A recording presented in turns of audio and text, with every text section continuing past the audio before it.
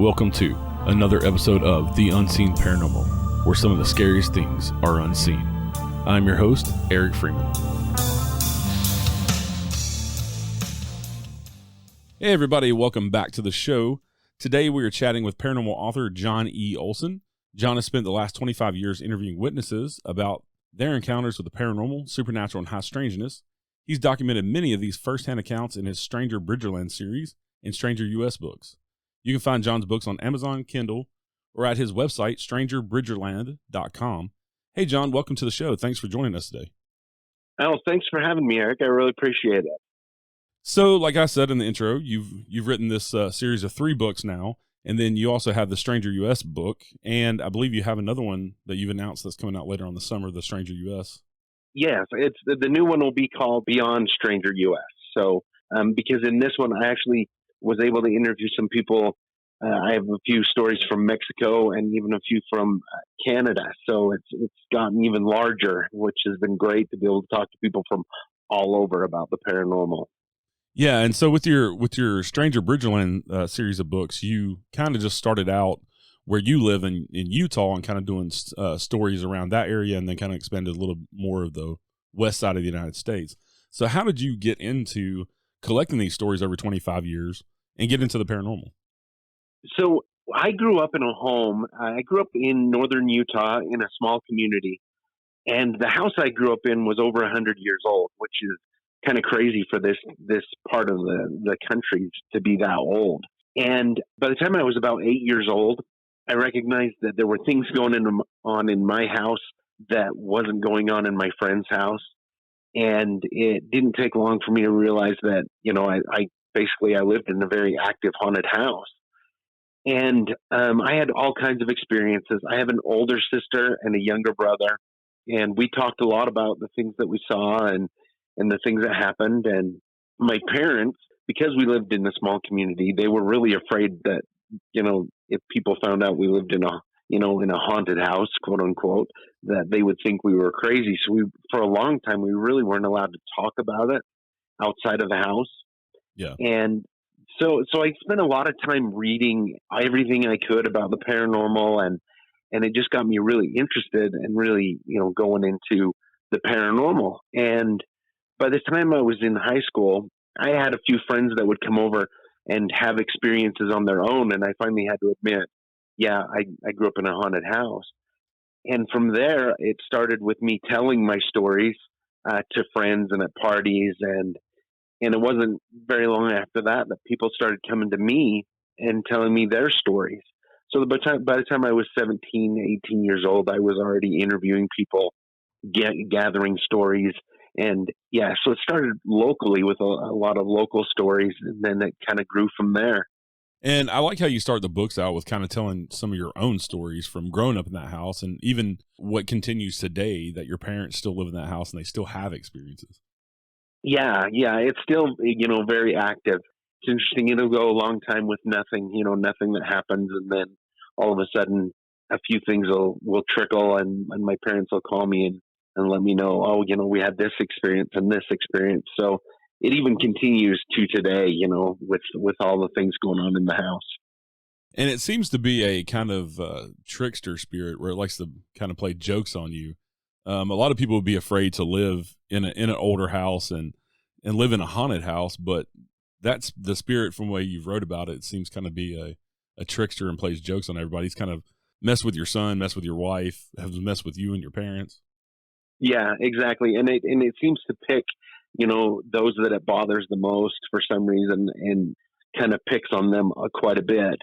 And I do meet a lot of people that are like, oh, weren't you afraid? Weren't you scared growing up? And there were a few occasions. I know there was one time when I saw a full body apparition of I talk about it in my book, and a tall, skinny farmer, he's with overalls and a wide brimmed hat.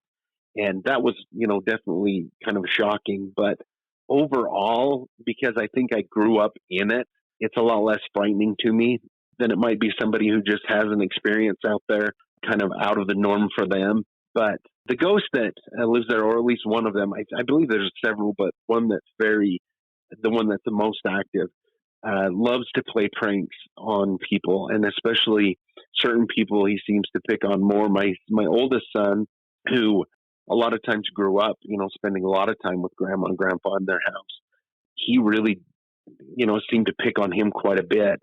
One story that stands out about my son is when my mother had a snowman that was about 4 feet tall, and it was made out of cloth and had a sandbag base. And she would have that upstairs during Christmas time. And it tended to move quite a bit through the Christmas season when people weren't home. My son really did not like that snowman. And when he was 15, my dad hired him to paint the basement hallway. There's only one room in the basement, and that's where my parents store all of their decorations and stuff now. And my son had his headphones and was painting the hallway, and he just got a really creepy feeling. And he stuck his head around the corner, and there's the snowman is in the corner staring at him. So he went over and picked up the snowman and turned it facing against the wall, kind of in timeout. Went back to the hall and started painting again, put his headphones in, and about 10 minutes later or so, he just got a really creepy feeling again. And so he poked his head around the corner into the room, and not only had the snowman turned all the way around, but it was now halfway across the room towards him. Oh, wow. And he went up and told Grandpa he was not painting one more thing if that stayed in the house. So the snowman ended up going on the front porch for a couple years until it finally left totally. So yeah, definitely a trickster in the house. Yeah, and the house was built back in the late 1800s, right? Yeah, 1883 is when it was built. So it's got some history and quite a few occupants that live in it throughout the years. Yeah. It's interesting. I've looked through the history of it, and the land was originally the railroads. Back in the day when the railroad was coming across the West, the way that the government paid for it was it would give the railroad companies land, and they would parcel those land off and then sell them to people coming from the east heading west. And this was one of those that originally was owned by the railroad and then sold to a gentleman who built a farm and an orchard here. And then when he passed, I'm not sure how long ago or after that first family, my great grandfather purchased it. And then it was in my family from then on, all the way down to my parents. It had been owned by members of my family. So it's got a really long, rich history in it. Yeah, and that's pretty cool that you can trace it back so far within your own family. Right. Yep. And it's interesting, even today I'm coming across old pictures of the house and how it's changed quite a bit. It's pretty interesting. Yeah, and how some of that history kind of is still alive with the spirits that are messing around with everybody. Right, exactly. Yep. It's definitely, and I think we all kind of look at it as, it was a warm, loving place for them. They don't want to necessarily leave, but there's at least one of them that loves, like we said, to play pranks and make his presence known in the house. Yeah, and you got to think that, after sticking around a place like that, maybe the spirits get bored, and that's why they do things like that, make things disappear and reappear other places and kind of mess with people. Right. It could be that. That's for sure. And we've had, all kinds of things that I've documented personally in the house, from, heavy bootsteps and going up and down the stairs. When we were kids, you tend to kind of make names for things as you're a kid to explain or whatever. We called him the stair monster just because that was the main thing we heard was the heavy bootsteps on the stairs.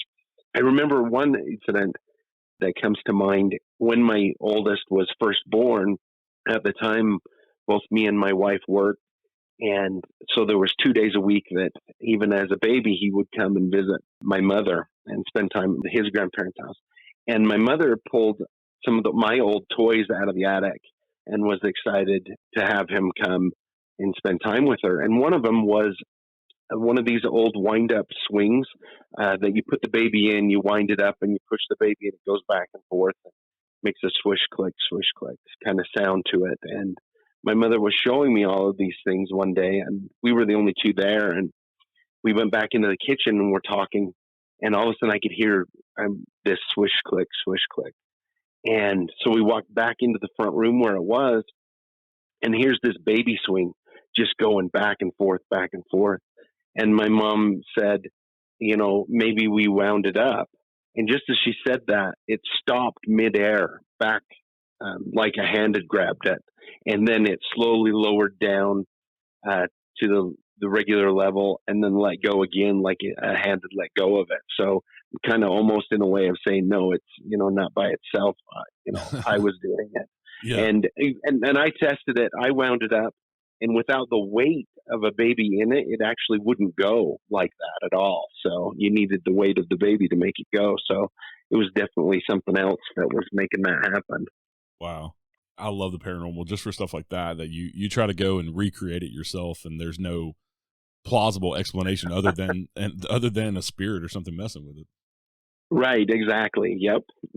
And again, people, I've when I tell people this story, they're like, "Oh, weren't you scared to death?" And I'm like, no, I thought it was actually really exciting because after all this time, I look for the paranormal and I, searched out. So it's great to have something like that happen right in front of you.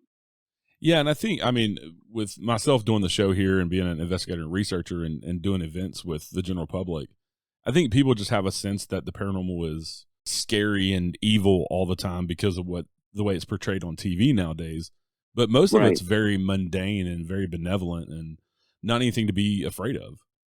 Right. Yeah, exactly. And, it's interesting you mentioned that because at different times I've had people come to me because of my books and because, I interview people and they're like, I think my house is haunted, scaring us to death. And so, I've talked to them, we've gone through, tried to eliminate, sometimes it's just mundane things that's normal. The heater kicks on, this, that, you're able to debunk quite a bit. Right. But when you narrow it down and you're not able to eliminate it and you've got, a ghost, say, in the house, I try and explain it to them that it's almost like meeting somebody on the street. 9 out of 10 times they're just normal, good people. They might not even know that they're, messing with things in your house. They might not even know that they're scaring you. It's just that 10th person that you got to worry about that's kind of a big jerk. And so a lot of times I've had people that if they have something going on and they just are vocal and say, what, this is my house. What you're doing is scaring my children, scaring me. A lot of times that takes care of the problem for quite a few of the people. So like you say, it's not all scary and bad. Like with movies and your television shows, fear sells ratings, but in a lot of ways it's kind of fascinating and kind of a wonderful thing. So yeah, and I try to tell people the same thing like you just said about kind of having a come to Jesus meeting with it and saying, look, you're scaring me. And I've had to do that in my own house. I've investigating back before I knew what I was doing, back when I was a teenager, before all the TV shows and stuff. I brought something home with me, and it's continued to stay in my house, pops up every once in a while. But yeah, I had to finally, at first it kind of scared me when I was younger, but I would wake up with my bed shaking in the middle of the night. Like somebody had their hands on the bottom and shaking it. Yeah. And so it just got to be where it happened so often that it just got to be annoying more so than scary. And yeah, so I had to be like, look, okay, we can cohabitate, you can stay here. That's fine. Apparently you like it here, but you're going to have to let me sleep and leave me alone. Right. Exactly. And it's funny that you mentioned that because when I was a teenager, there were times I would be woken up in the middle of the night and there would be two people having a conversation either right next to or outside of my door. And I got to the point where I just had to say, hey, I'm trying to sleep and I can hear you. You've got to take it somewhere else and then go back to bed because, you're trying to live a normal life, but every once in a while the paranormal kind of happens. So that's awesome about your story, though. That's a good example. Yeah, it's kind of when the paranormal becomes normal on a certain level. Right, exactly. Yep. And that's hard to explain to some people who may only run into the paranormal every once in a while. Yeah. So, yeah, definitely. And so all of the stories that you were just telling about, the things you've had going on in your own life, how did you come to start collecting the stories to put them in book form? So when I was a teenager and my friends found out that my house was haunted, I would go to parties and we'd be on double dates and and one of my friends would go, "Oh my gosh, John's house is haunted. Have him tell stories." And so I would tell some stories. And what happened was every once in a while, one of the people that would be there would come back to me later alone and say, I had this happen to me.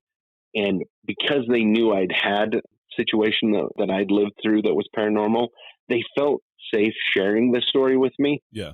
And so after a while, I started, really writing them down, recording or whatever I needed to do, and telling them, "Hey, would you be okay if I, one day when I write a book, can I write your story?" And a lot of them were like, "Yeah, that would be fine." A lot of them are even now are like, "I just need my name changed or something to try and keep my anonymity." And so I just started collecting stories, and a lot of them were from local, which is why my first book is a lot of local stories.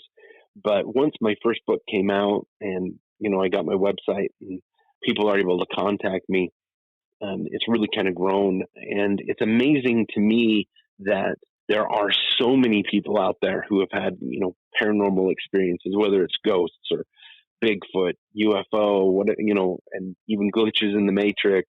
And a lot of people, they just feel good about being able to share their story and hearing other people's stories, because for a long time, when I interview people, they would say, until I heard your story, I kind of felt like an outsider. I felt weird, like I was something wrong with me. But to know that there's other people who have had paranormal experiences is really kind of normalizes what I have experienced. Right. So, yeah. And one of the things that you had said that I wanted to touch on was that how some people ask for their names to be changed, not be used. And I think that just the people's stories that you're telling in your books, they have nothing to gain out of it. Right. And I think people are really quick to dismiss people's paranormal experiences because a lot of the experiences that people have are personal experiences they can't prove. There's no kind of hard evidence. So I think it's important for people to understand that with stories like this, that in books like yours, these people have nothing to gain. It's not like you're paying them for their stories. They're not getting famous. They're not getting anything out of it. If anything, they want their names changed because they're afraid that it would hurt them in some way. Right. Yeah. And so I just think that adds to the credibility of these stories. And I think a lot of people should be taken, their word taken on these stories and things that happen to them. And like you're saying, there's so many people out there that have similar stories about not just ghosts, but cryptids and UFOs and Bigfoot and, other high strangeness stuff. And, and I think when you look at it as a whole that way, I think the stories become more believable. Right. Exactly. And one thing that I've noticed that kind of gets me really excited, there's a couple times that I've interviewed people. I'll give you an example. So I interviewed this gentleman that told me his story about when he was a younger boy camping, and him and his cousins and his friends were playing hide and seek. And his cousin that was with him was a little bit older. He looked up to him, really followed him around like a puppy. And when it was his time to go seek, all of a sudden, his cousin shows up the trail away from camp, trying to get him to follow him. And so he goes up to the next tree. And when he gets there, his cousin's further up the trail. And he does this a little bit. And his cousin's not talking to him. And he keeps, just disappearing from where he is. And he's a little further away. And this cousin's trying to lead him away from camp. And he finally, says, this is too far. I can't do this. And he hurries back to camp. And when he gets there, his cousin's there, and his cousin never left camp. It was something else that was trying to lure him away from camp. And, I thought that was a really fascinating, story. I put it in my book and everything. And once it got published and was out there, I had a few people contact me that said, "Oh my goodness, I had the exact same thing happen, where it was an older cousin or somebody portraying an older cousin or, an older sibling trying to lure me away. And, at the last minute, I came back and it ended up not being them." And so in this way, because the first person was able to share their story, there were these people who had exactly the same situation and thought they were completely alone, because it's kind of a fascinating, weird phenomena Right. that somebody almost in an authoritative figure is trying to lure these kids away. But they were like, I'd never share that story because it's so strange, and nobody's going to believe me. And then to read that is happened to other people, they're like, oh my goodness, I can't believe that. And so I was able to write, one more story. I have a couple that I haven't written yet of children or young adults in certain circumstances trying to be led away by something that was mimicking a cousin or somebody of authority figure, which is kind of crazy. And that's happened a couple times where I've written a story. I've interviewed somebody who wrote their story, and somebody came back and said, I had that exact same thing happen to me. And it's amazing that they're so similar. What happened to these individuals.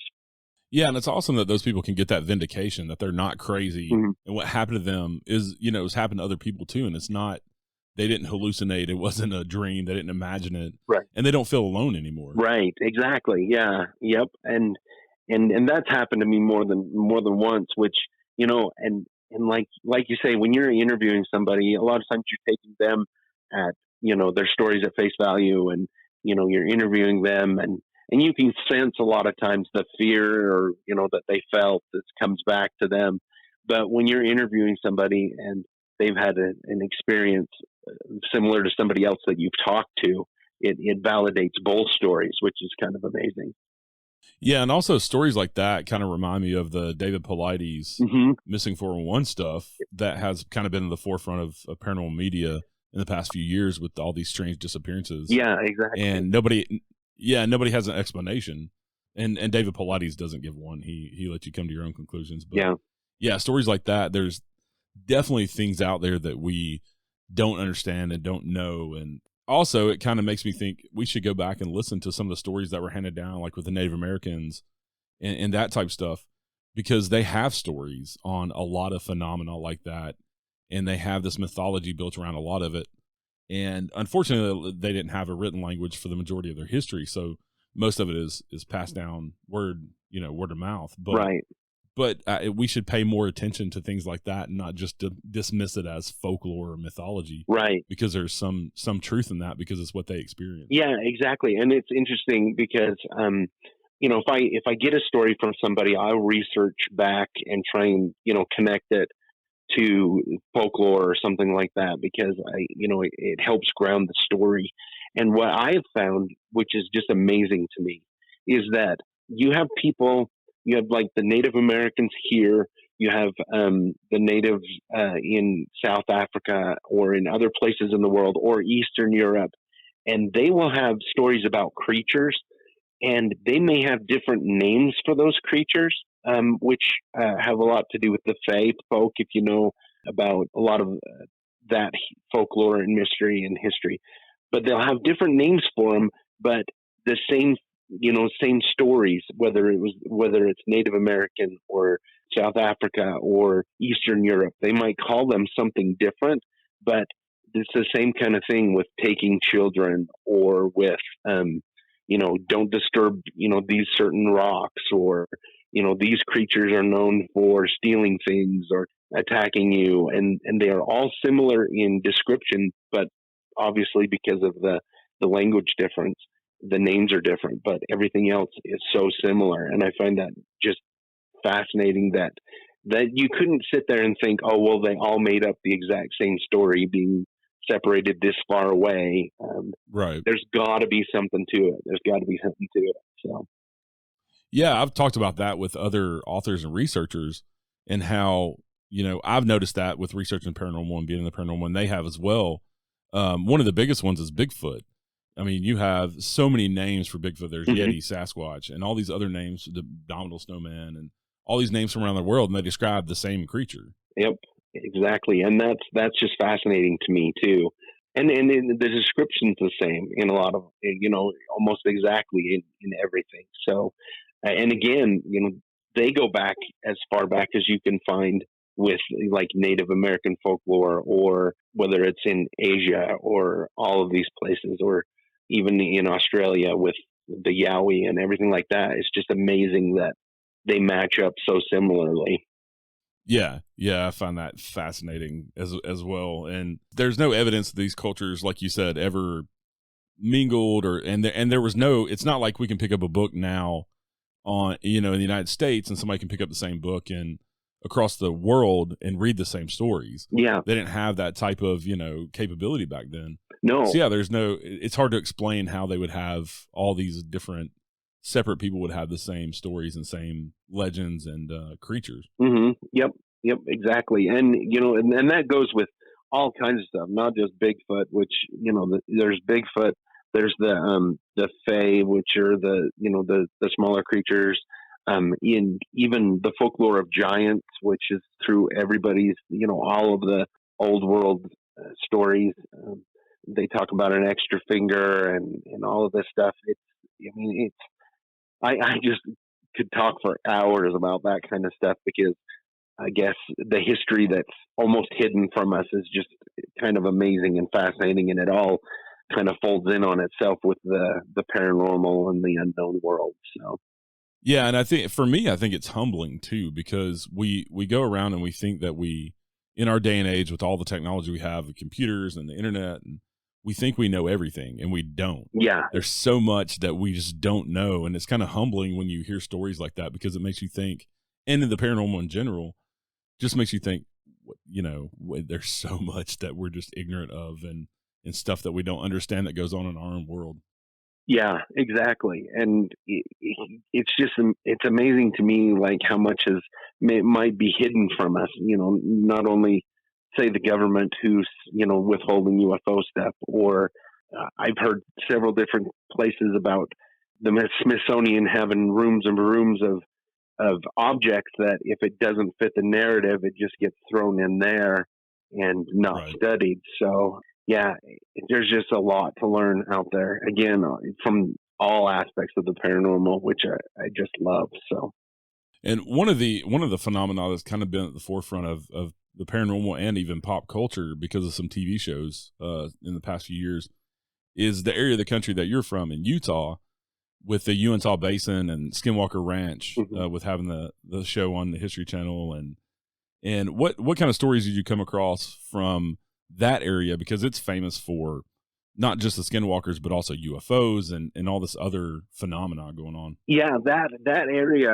of Utah is just it is so fascinating because I've interviewed people from the Uintah Basin or people camping in the Uintah Basin, and you have, like you say, UFOs, you have Bigfoot stories, a lot of Bigfoot stories. You've got just strange phenomena like lights or clouds, like the green fog mist, similar to what they've seen on Route 666 down there. They changed the name, but that green fog. You have the skinwalker phenomena with shapeshifters. You've got kind of a big collision of Western culture and then also the Native American culture there. And a lot of times the Native Americans are very wary of sharing their situations or their incidents down in that area. But I know that they have a lot of Bigfoot stories. And like I said, I interviewed one person from Vernal, which is not too far from Skinwalker Ranch. And they have, they kind of have a saying there. You've either seen a UFO or you haven't lived here for 6 months yet. So that's how there's just so much going on there. In my new book that I have coming out, I interviewed a woman who was traveling between two cities there near Vernal and witnessed a giant UFO that came up out of the canyon. And she thought at first it was a wildfire in the canyon, a wilderness fire, because it was just so bright. And then it came up and cleared the trees. And so that happens quite a bit there. For some reason, especially with the Skinwalker Ranch, it seems like cryptids, Bigfoot, UFO all collide right there for some reason. And I would love to get on the ranch sometime and just take a little tour. Yeah. It's really locked down, but that would be fascinating to me. Yeah, that place is amazing, and the fact that it's been researched so much, and that even our own government has taken interest in the past in it, is pretty fascinating. Yeah. Yeah, and what I like about your books, we've kind of touched on it throughout our conversation so far, but you not only have ghost stories, but you've written about, it's not just a ghost story book. There are lots of those out there. And to me, with the ghost story books, not to talk about anybody's books, but the ghost story books, there's so many out there that it just kind of, after you read through it, you're just kind of like, okay, ghost story after ghost story. But I like that you've put a lot of other stories about weird phenomenon, just general supernatural and high strangeness stuff, like doppelgangers and the UFOs, and like we talked about cryptids. And then one of the things that's kind of caught my attention that you've written, you've recounted a few people's stories, is what people describe as the predator type creatures, like from the movie Predator. Right. They're like the Shimmer Man or predator type creatures that can kind of cloak themselves. I find those stories fascinating. I'm hearing more and more of those stories come out. I guess as people, like you were saying, people are reading these stories and hearing these stories, so they're more willing to talk about theirs. And yeah, you've written about some of those encounters. Right. And it's kind of fascinating. I interviewed this gentleman, and it was here in Utah, not too far from where I'm sitting right now, that he was up in his Jeep in the mountains. He spends a lot of time up there, and he saw this very same creature, or whatever it is. And as he's explaining it to me the first time, he says, this thing ran down the trail and right in front of my Jeep, and then over and then into the trees and disappeared. And I said, well, you say thing. I'm like, what did it look like? And he's like, it was quiet for a little bit, and then he's like, have you ever seen the movie Predator? And when he said that, because of other things that people have said, I knew exactly what he was talking about. Yeah.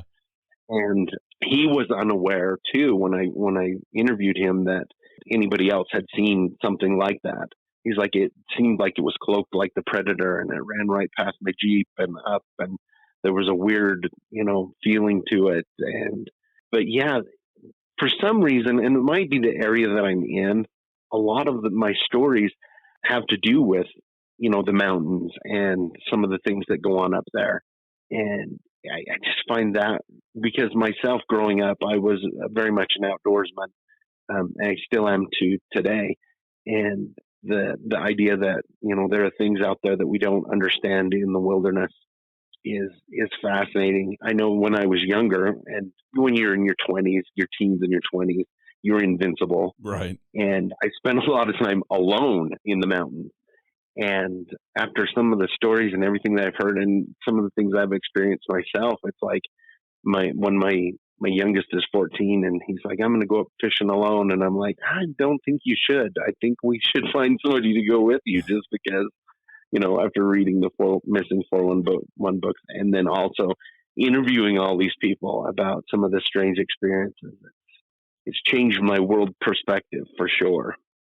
Yeah, and it seems there are in the different mountainous areas throughout the United States, and I'm sure it's probably around the world too. It's not just the United States, but there are clusters of these weird events and high strangeness and supernatural stuff in, like, out where you're at. You said a lot of the stories come from the mountainous areas. I live in Tennessee, and I hear a lot of stories from East Tennessee in the mountains, in the Smoky Mountains. And even with like the David Pilates Missing 411 stuff, he maps out all those weird disappearances tend to happen in these mountainous areas. And so, it makes me wonder, what don't we know that's happening, that this terrain, is it because it's so remote and it's just not as populated as other areas, or, what is causing all this phenomenon to happen? Right. It makes you really wonder, because I enjoy David's books, and I read a lot of them, and it's interesting that I wonder if it's not just the fact that, when people are separated from each other and it's easier to abduct or take or whatever it is they're doing to the people, maybe it's easier in the wilderness because of that. I often wonder if there aren't stories in the cities of people that go missing like that, but because it's in a city, they just chalk it up to, a serial killer, or, there's a lot of people around, somebody just took them, when maybe it is a fact that they walked around the corner and the same thing happened to them. They're just gone. So I can't remember the statistic. I wish I could, but somebody posted the number of people that go missing in the U.S. every year, and it just kind of blew my mind Yeah. of how many people it is that just simply, vanish. When I was reading some information not too long ago, I read a story of a woman in California who told the story. They live in a suburb. Her and her husband are retired. Her husband said, "I'm going to go out and mow the back lawn." He walked out the back door, and she goes, "Oh, I forgot to tell him to watch the flowers or something, And so she stepped out to tell him. He wasn't in the backyard. He hadn't left. The car was still there. She looked around the yard, and he just disappeared. They Wow. never saw him again. And so that makes me wonder if, yeah, it's happening in the wilderness, but it's easier to understand, because they're like, "Oh, he's just gone." Right. And it's easier for people to say, "Oh, maybe it was an animal attack or something." But I don't know. It's fascinating for sure. Yeah, and there's other stories out there that I've come across in the true crime world. I'm a huge true crime nerd as well, and a lot of them are subscribing to this theory of they don't go into the supernatural, but the smiley face killers. Oh yeah, Because these people mysteriously disappear and vanish out in thin air, and it's always in a suburban area, but their bodies are always found in water. And there's right. usually a smiley Exactly. face spray painted or some kind of smiley face graffiti close to where they're found. Mm-hmm. But from what I've seen, the paranormal community kind of hasn't, looked into that as much as some of the, all the wilderness disappearances. And but Right. you got the true crime community looking at it, thinking that maybe it's some sort of ring of serial killers. Yeah, some sort of cult or something. It's hard to say. One thing that I find interesting about the missing 411 as well, kind of dealing with that. He did a whole book about people who went missing and then was found in water as well. But when they did the autopsies on some of them, even though they were missing for 4 or 5 days or a week, they had only drowned a day before they were found. So you wonder where they were for that week before. Yeah. Yeah.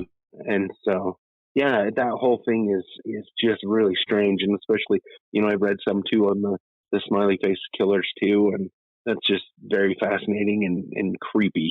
Yeah, yeah. And another phenomenon that catches my attention, I've been hearing a lot more stories about this too, is people coming out and telling their stories about doppelgangers. And Right. you had one of those stories that you wrote about was a college student that ran into himself on a college campus. Yeah. So I interviewed him. He was a student here. Utah State University is here in northern Utah, not too far from me. And this gentleman, it was fascinating. I love this story. He was very animated when he was telling this. He was really excited to be able to tell me his story. It was coming near finals. He wanted to study. And so it was a nice day, nice spring day. So he grabbed his book and headed up on the campus. There's a quad up there in front of this building. It's kind of a famous haunted building, actually, on USU's campus. It's called Old Main Hill. And so he parked his bike and laid out a blanket, and he's reading his book on campus. And all of a sudden, there's people around, but all of a sudden, somebody steps, and kind of blocks the sun.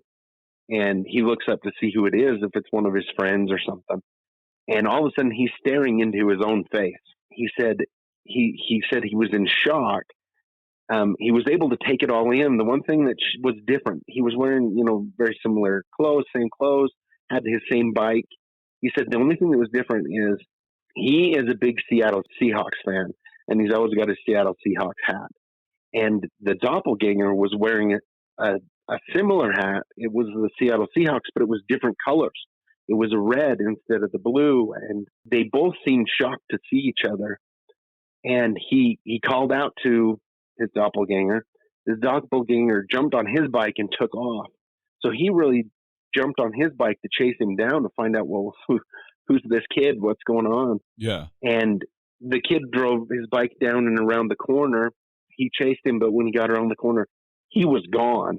Whoever it was, whatever it was completely gone. And he was just in shock because he said, it was me. It was like looking in a mirror. Wow. But for some reason, he said the hat was different, and that really weirded him out. And so it was, to me, I'm like, did he get a chance to see through to another dimension, or what was it that he saw? A lot of cultures say it's bad luck to see your doppelganger. Yeah. And I asked him if he had bad luck after, and he said no, he never had any bad luck after. So that was good. But he was really wigged out by it, and it had really affected him quite a bit. Yeah, and that's interesting to think that, whether it be looking into another dimension or a time slip or something like that. But yeah, I couldn't imagine running into myself. What Right. what that would do to you mentally. Yeah, exactly. So it would definitely throw a wrench in your thinking, that's for sure. Change your mind on quite a few things. I think that happens to a lot of people if they have a paranormal experience, whatever it is. It kind of opens up their mind to the possibilities. Yeah. I've talked to people and they're like, oh, I don't believe this or that, and I said, well, a lot of people don't until they have that one experience, and then it kind of opens their eyes to the possibilities out there. So Yeah. Yeah. And something like that definitely would open your eyes that, you don't know everything that you thought you knew. yeah, exactly. So that's for sure.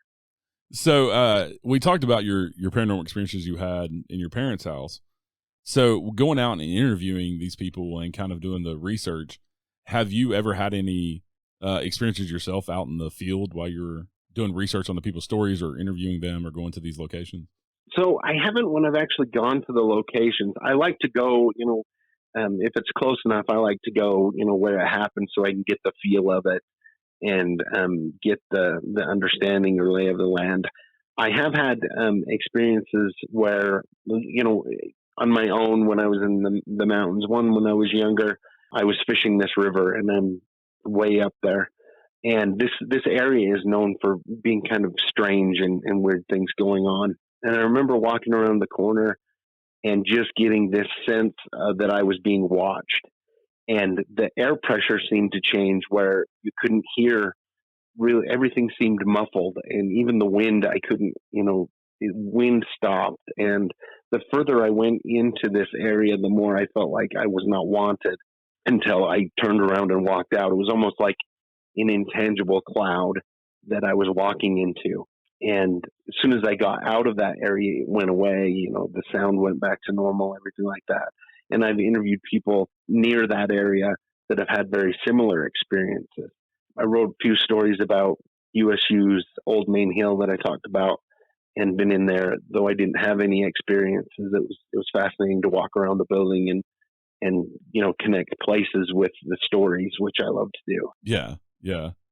And I always like to ask this question of authors who talk to lots of other people about their stories and stuff, because you've been doing it for 25 years now, over 25 years. And do you think that the phenomena is more numerous now, or do you think people are just more open to it and more open to talk about it?